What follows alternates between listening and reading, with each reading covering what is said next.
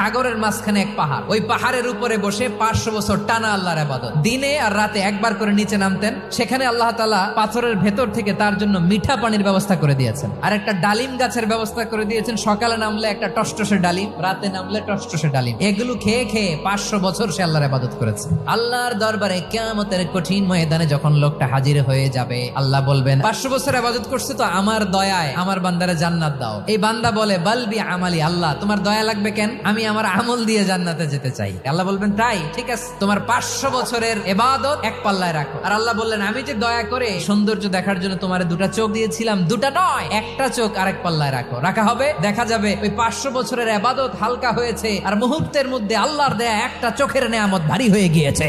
ফলাফল দেখো, হিসাব বলে তুমি এখন জাহান্নামে যাবা, যাও এবার জাহান্নামে যাও। এবার লোকটা কাচুমাচু করে বলে আল্লাহ এবার আমি বুঝতে পেরেছি তোমার দয়া ছাড়া দুনিয়ায় কেউ জান্নাতে যেতে পারবে না।